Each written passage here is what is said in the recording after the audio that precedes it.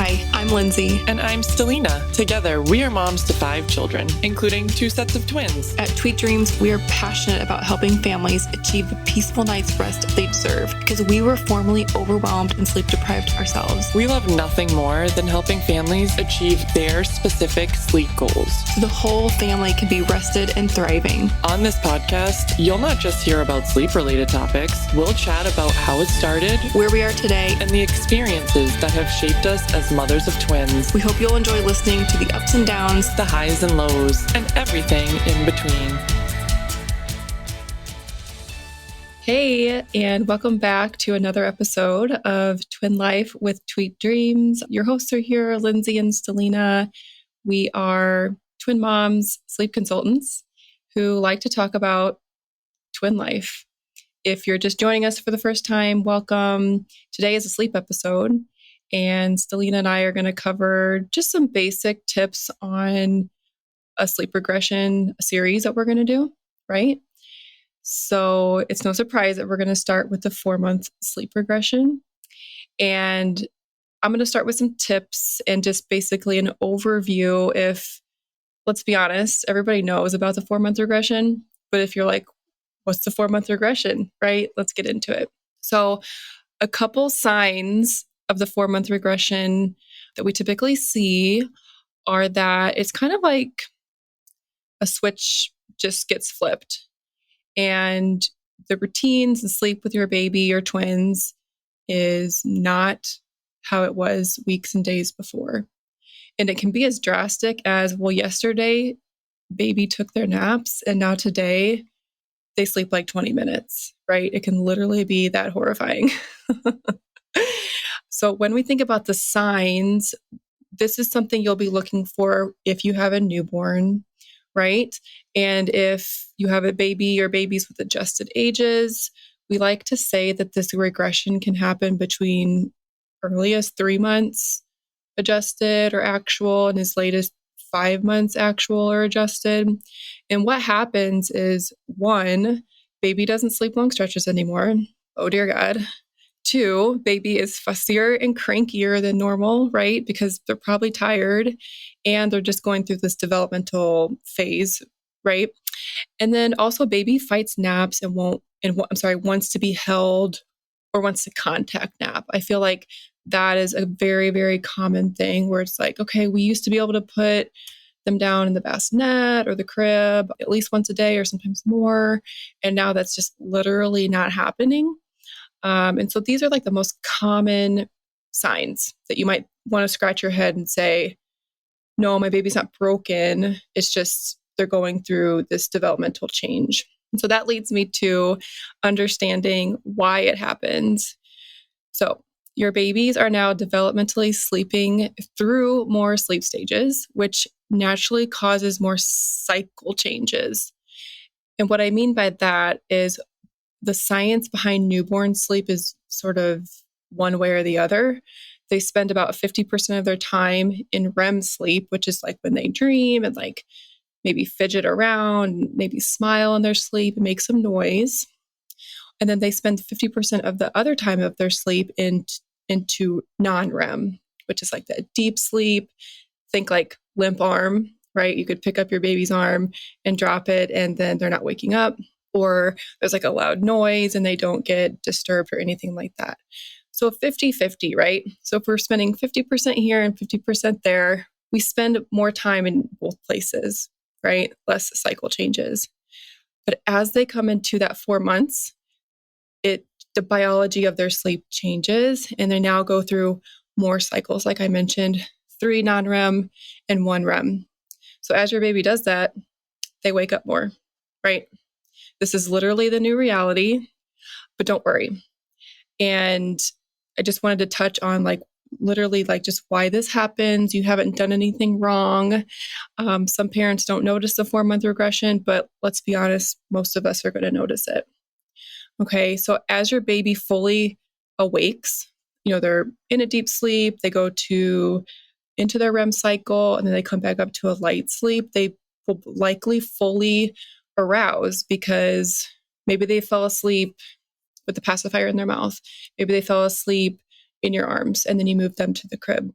or whatever it is. And so if baby's waking up at that end of the sleep cycle, they're going to look to see if their surroundings are the same, right? I always like to say, it's like I fell asleep with my pillow and then I woke up and my pillow was gone. I'd be a little pissed. So think about that with your baby, and the way you put them to sleep now is actually starting to matter. Okay. So that's the what and the why. But what can you do now? Okay. Like you get why it's happening. How do you survive this? So, a couple tips. Is this the new normal? Yes and no, right? Your baby has adult sleep stages. They're going to sleep this way their entire life, but there's things that you can do so that they're getting the sleep they need, and so are you. So, this is an opportunity, of course, to work on some independent sleep skills. And that could be as small as moving from asleep when placed down to drowsy, right? It could be small. And also, you can look at discontinuing the use of props like a pacifier if they are an issue, right? We love pacifiers for newborns, but at some point, it's sort of my opinion that it can hinder, right? If you're popping passies in every sleep cycle all throughout the night, it's hindering their sleep more so than helping. And so you might want to look at dropping it and giving your baby the opportunity to soothe in other ways, right?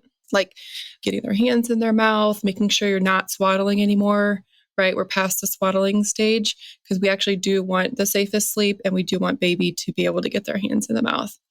So, Selena, I know you're here. Sorry for my long ramble. No, I love it. That was perfect. I've experienced this 3 times now, so I kind of took me back down memory lane for a second. A little bit, right? Hey, twin mom, we see you. When we say we get it, we really do. At Tweet Dreams, we are a team of sleep consultants who are also raising twins at home. Our twin sleep coaching packages are specifically tailored to your babies, making the journey of teaching independent sleep as stress-free as possible. Trust our years of experience working with twins so that you can feel relieved that the answers lie with us. Start by booking your free discovery call to learn more, because we can't wait to meet you and help you with your sleep goals. You can find the link to book your call in the show notes. So what are some tips that you have? And like when we're done sort of teaching, quote unquote, we can maybe talk about like if we notice the regression in our house, like if it was as night and day as I described it and things like that. But yeah, what tips you got, girl? Sure. So just a few here. So I would say stick to a consistent routine as best as you can. And if you don't have a routine yet at all, this is a great time to start one, right?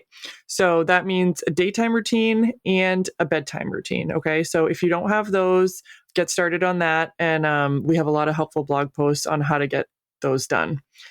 I would like you to encourage self-soothing. And you kind of just said this, but like get rid of those pacifiers.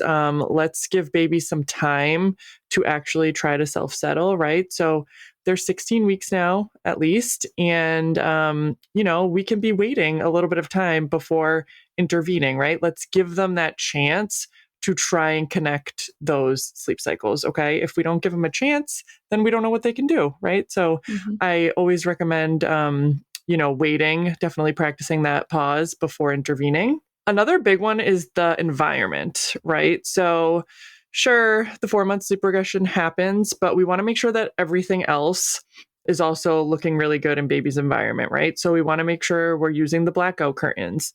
We want to make sure we're using the white noise.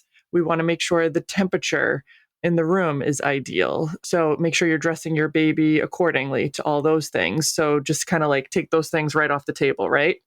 Honestly, this is a really good time to seek support if you want to, right? So we can start formally teaching independent sleep skills right around 4 months old. And that's when a lot of parents come to us, right, Lindsay? Wouldn't you agree, especially with twins? A lot of people go back to work right around this time. And it's a really great time, right? Like they're already going through the regression, they're struggling a little bit. You might be struggling a little bit. So we are definitely here to help throughout this time period. And it's a really great time to start building those foundational skills that really take kids throughout childhood, right? So if you chose to sleep train or teach these independent skills, you can do so at any point in time, right? But it is my opinion, because I did it with my kids all right around 4 or 5 months, and with the clients that I work with, the earlier you start these foundational things, the better off you'll be in the long run. And with this regression, when they're, already a little bit more cranky, crying a little bit more, you don't know what schedule to be on, 3 naps, 4 naps. It's like so gray sometimes, especially with twins. I love working with this age, 4 or 5 months old. We can accomplish so much, get everybody on a really great schedule. So if you're seeking support, definitely know that we're here for you in that regard. 100%. Yeah, I agree that 4 and 5 months is the top ages that we work, or the most common ages that we work with twins. Because as twin parents, we've talked about this in previous episodes, that like our threshold is met like ASAP. Mm-hmm. Like we really don't have that luxury to say like, oh, like maybe it'll get better, or we're going to just take shifts because this works. Like, no, it's not really working, right? We are overwhelmed and we are sleep deprived much more than just a parent of a singleton. I can say that, right? And so, yeah, don't be afraid to like tough it out, or not tough it out, right? Like we are here as a resource. And really, the great thing about teaching independent sleep is that you don't have to really fear the next thing, right? You don't have to fear teething. You don't have to fear sickness to an extent. You don't have to be afraid of all these regressions that you read about, because your kiddo just like knows how to sleep, right? And so you're not scratching. So freeing. Yeah. And you're not scratching your head in the middle of the night. Like, what is it now? Like, is it this? Is it that? Like we really teach you how to really read your baby better, I would say, which as a mom, I think feels really, really good, because we already have so many what if scenarios and worries going on in our heads. So yeah, we really wanted to touch on this regression first. We have at least 2 articles. So one is a little bit older, but it still is really good information. And then there's one that's newer. Again, really good information if you want to see some tips and advice in writing. And yeah, if you also don't have our twin sleep guide, you're going to want this, because if you're like, well, Lindsay, Selena, what's an independent bedtime routine? Right? We're going to walk you through that step by step. It's a 4-step guide. And also Selena has written a blog on bedtime routines, baby, toddler, and twins, right? Which will be, it literally shows you like, how do we get this routine started? How do we keep it going? We're here to support you guys. So we're here. Reach out if you need anything. And we plan on doing more sleep episodes on regressions. We'll probably touch on 8 months, 18 months, and maybe 2 years. Although I think we could have so many episodes on toddlers, honestly. I think we'll. Oh, I sure can. Yeah. I think toddlers are like, they're trending right now. Let's just say that. It's their own category completely. Exactly. So we could have plenty of episodes there. But anyways, hope you found this helpful. We will talk to you next week. And as always, thanks for listening. I know Selena's going to ask you to rate and review us at the end, but I'm going to ask you here. I know we have some every week listeners. And so if you're coming back every week to listen to us, give us a 5-star review on Spotify or Apple. We really, really appreciate you guys. Okay. We'll talk to you later. Bye. Thank you. Bye.